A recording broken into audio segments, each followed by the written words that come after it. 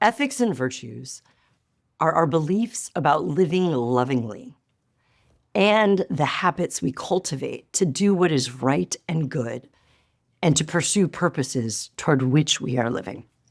Healthy spirituality is more than connecting to our sacred source, to experiences of transcendence. It has so much to do with how we live our lives.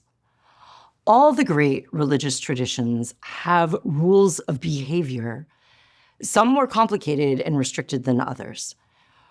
When religious rules are rejected, I continue to think about what guides how we live well.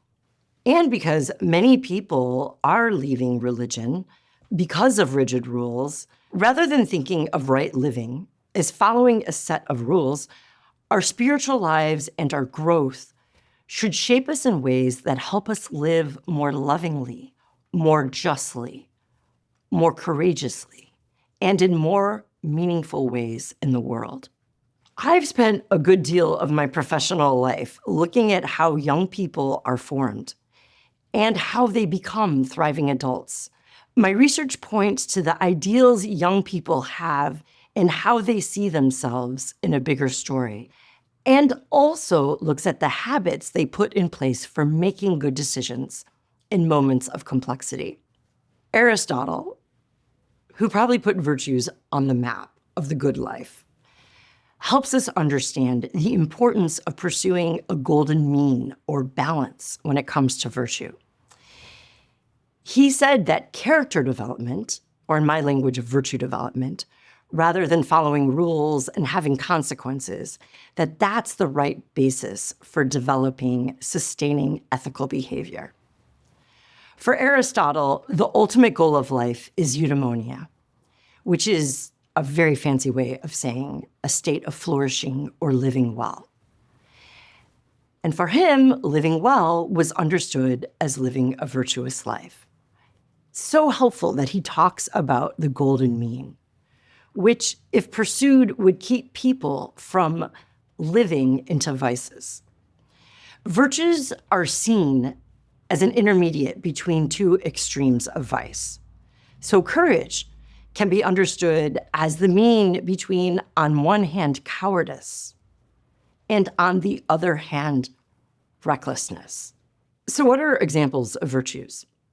Aristotle named the cardinal virtues as temperance, which is moderation, prudence, which is careful thinking, justice, which involves pursuing what is right and fair, and courage.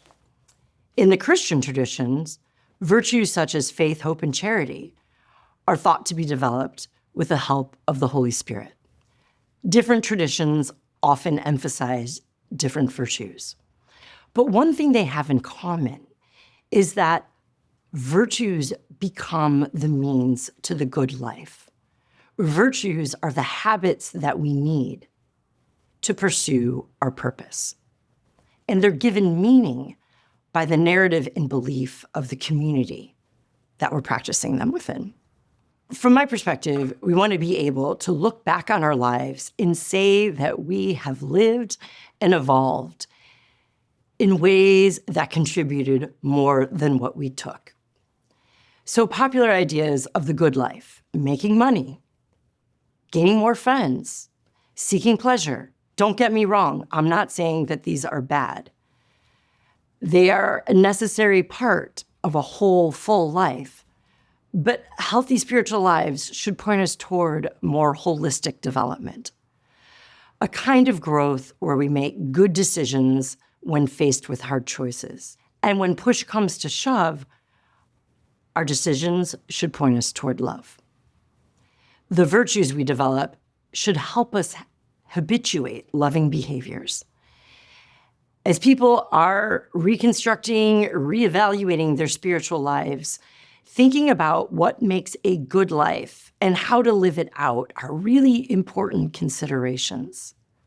I like how Miroslav Volf and his team at the Yale Center for Faith and Culture asked the question in their book, Life Worth Living.